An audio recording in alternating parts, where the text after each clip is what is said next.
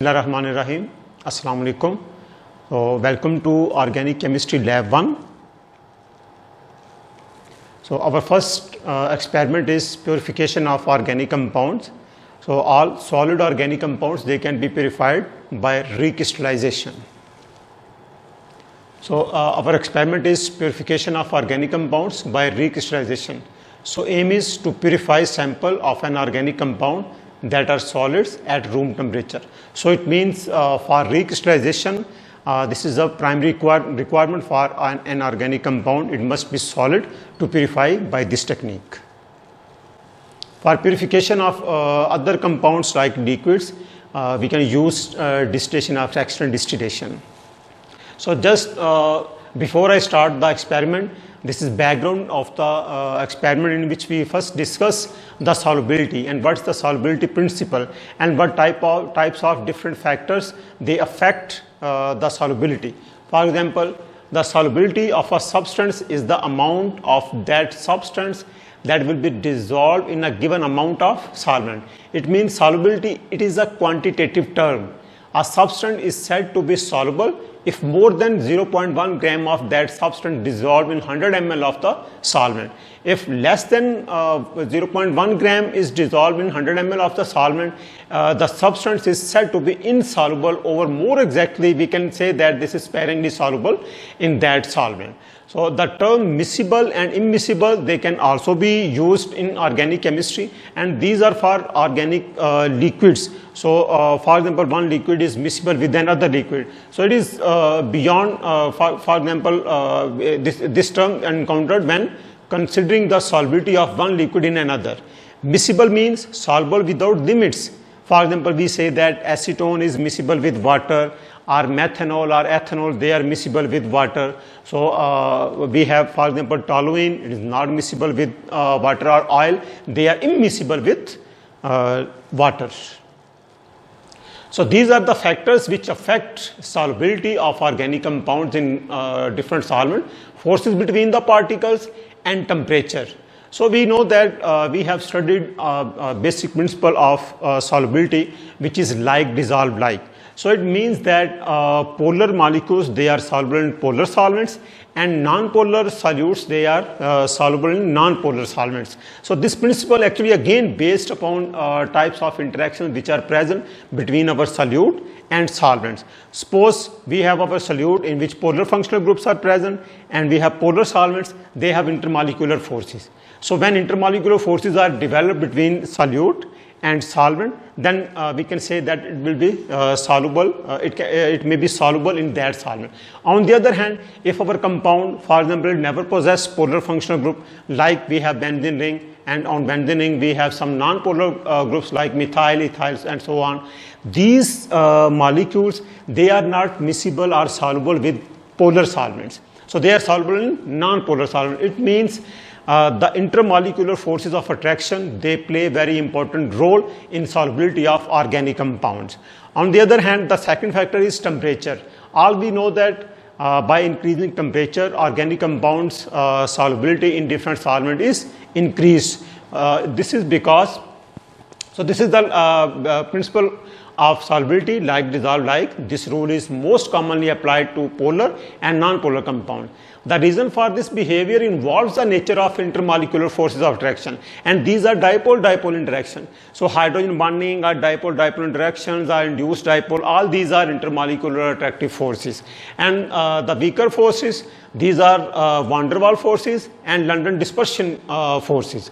To apply the rules like dissolved like, one must first determine whether a substance is polar or non-polar. So we should know about the polarity of an organic compound, अगर हम ये जानना चाहते हैं कि it is soluble in some polar or non-polar solvents.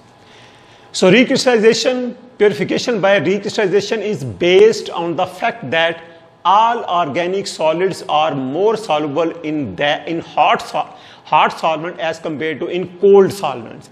So again, the second factor which affects the solubility is when we increase the temperature, solubility is increased. For example, benzoic acid, it is water insoluble at room temperature. So as we increase the temperature, water solubility of benzoic acid is increased. So the following, this solid dissolve on heating can be obtained on cooling. This is the basis of purification of organic compounds by recrystallization. So the following steps are followed when we perform this experiment of purification of organic compounds by recrystallization. First, selection of solvent or mixture of solvent. Dilution of the solute in required amount of hot solvent to obtain a saturated solution. So these are the steps which we followed. So selection of solvent is very important. We must be careful about the selection of this solvent. Our solute is insoluble at room temperature to that solvent, and when we increase the temperature at the boiling point of that liquid, our compound, it dissolves maximum in that solvent.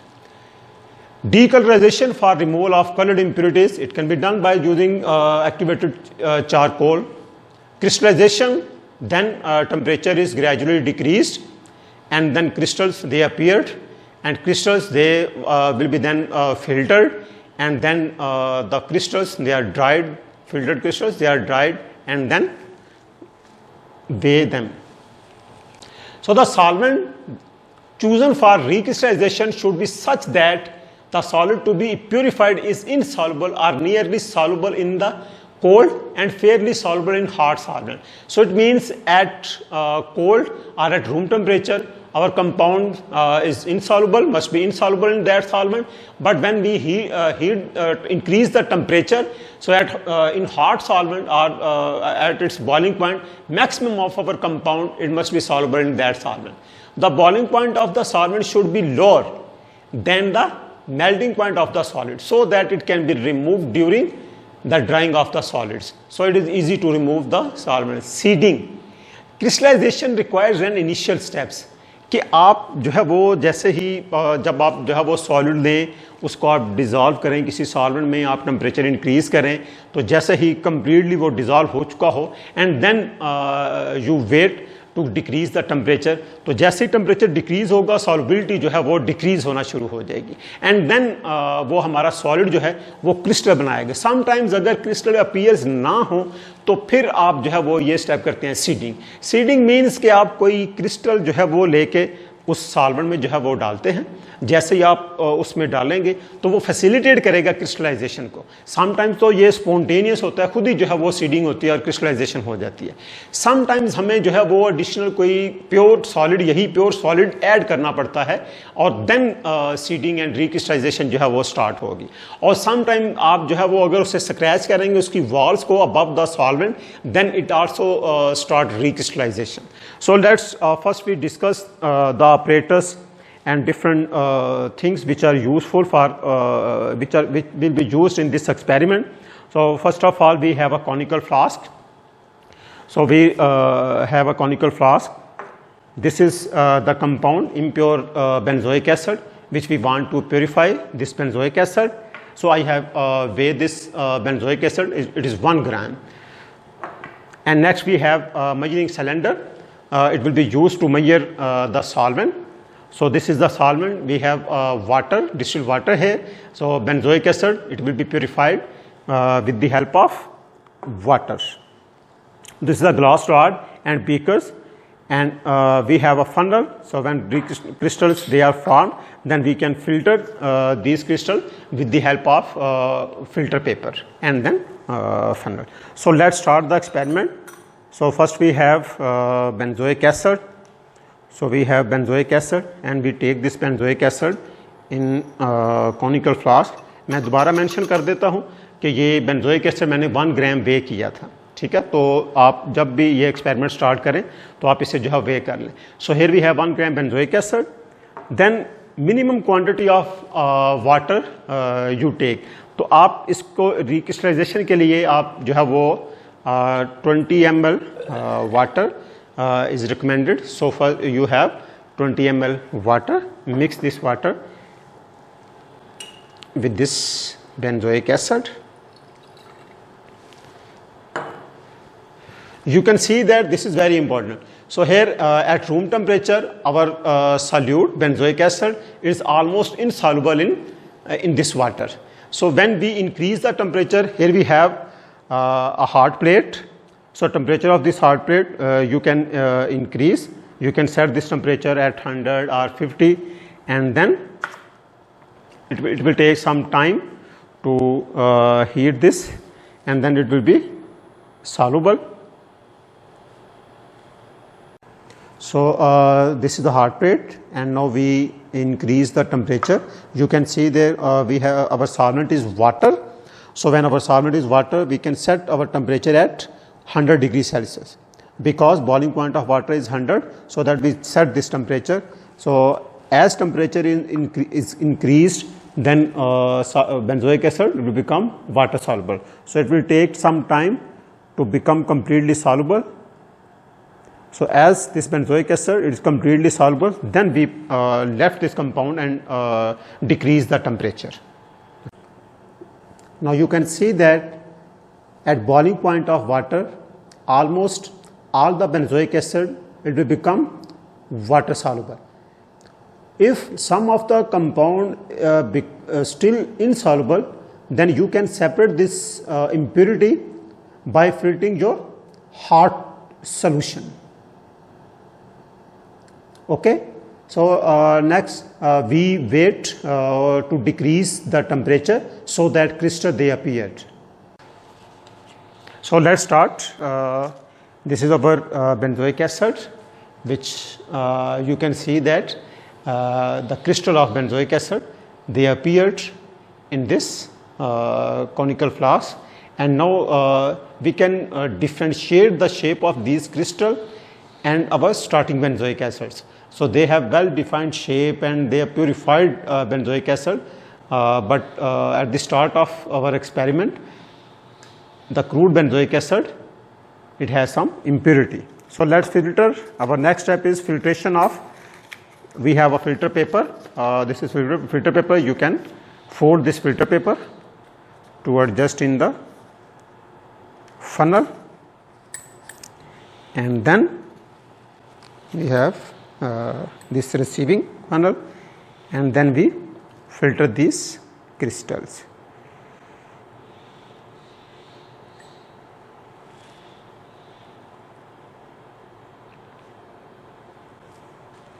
So here you can see that these crystals, they are present on the filter paper. So if you need some more water just to wash this, then take some more water. So here you can separate out all the crystals which are present in the conical flask. Pour this mixture.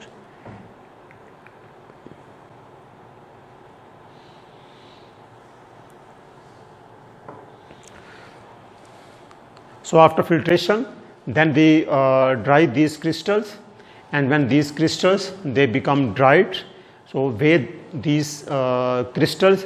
So we have 1 gram starting benzoic acid, then we weigh these benzoic acid crystals, then we can take the difference between starting 1 gram benzoic acid and these crystals. So by taking difference between starting benzoic acid and this obtained crystallized benzoic acid, then we can calculate the percent recovery. So percent recovery, it is equal to your weight of crystals and then weight of original benzoic acid multiplied by 100, and then you can take melting point of this benzoic acid just to confirm the purity of benzoic acid. It has sharp melting point. Then this data you can write on your notebook.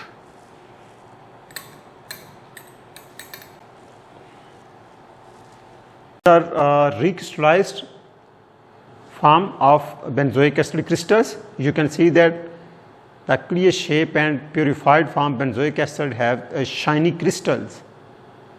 So we just wait to dry these crystals, and when these crystals they become dried, then we weigh them and then calculate the percent recovery. As I told to you how we can calculate the percent recovery of benzoic acid. So next, this is a filtrate. So we should wait for the cyclic crop from this filtrate. So left this filtrate for some time, then maybe we have a cyclic crop of benzoic acid crystals. So this is all about purification of benzoic acid from recrystallization. So important is selection of solvent. So I selected water. Also it is green solvent having applications, and then the quantity of the solvent which we have to select for purification of this benzoic acid, because the important regarding quantity of solvent is that we have to prepare saturated solution or supersaturated solution of benzoic acid. If we have a large quantity of benzoic solvent, then supersaturated solution of benzoic acid is not formed, and then our percent recovery it become decreased. Thank you very much.